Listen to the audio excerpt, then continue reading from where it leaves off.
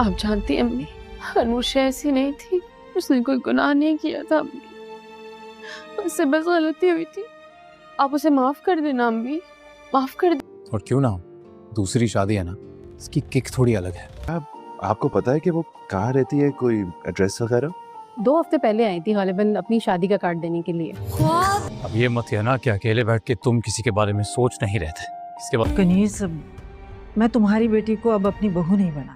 अनुषा का इस तरह से इस दुनिया से चले जाने का सदमा अलीज़े सह नहीं पा रही होगी। उसे पल पल अनुषा की याद आ रही होगी और वो अपनी माँ को भी यही बात समझा रही होगी कि अनुषा ने कोई गुनाह नहीं किया था, उसने सिर्फ छुप के निकाह किया था। आप उसे माफ़ क्यों नहीं कर देती ताकि उसकी रूह को भी सुकून आ सके।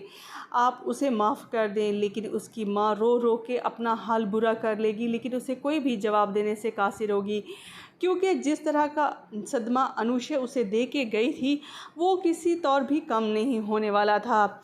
दूसरी तरफ अलीज़े की सास आकर भी यही कहेगी कि दुनिया वाले इन पे बातें कर रहे हैं, इसीलिए वो अपने बेटे का रिश्ता अब अलीज़े के साथ नहीं तो रख सकती, इसीलिए वो ये मंगनी तोड़ रही है।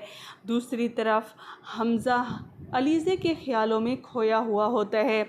वो अलीज़े का पता करने और फिर हाउस जाएगा, वहाँ जाकर वो उसका पता चलाने की कोशिश करेगा, लेकिन वहाँ की एजेंट उसे बताएगी कि वो 2 हफ्ते पहले अपनी शादी का कार्ड देने आई थी, उसके बाद उसका नहीं पता कि वो कहाँ रह रही है। ये सुनकर हमज़ा काफ़ी हैरान और परेशान वापस आएगा, क्योंकि जिस लड़की को उसने पसंद किया था, दूसरी तरफ सिकंदर को किसी बात की परवाह ही नहीं होती, बल्कि वो खुशी खुशी अपनी शादी की तैयारियों में मगन होता है। हमज़ा जब उसे कहता है कि वो शादी में कुछ ज़्यादा ही खुश हो रहा है, वो तो कहता है कि मैं क्यों ना खुश हूँ, मेरी दूसरी शादी है और मैं इसलिए खुश हूँ और मैं खुशी खुशी अपनी शादी की तैयारियों में मगन हूँ, लेकिन तुम तो मुझे काफ़ी उदास दिखाई देते हो, कहीं किसी लड़की का चक्कर तो नहीं है।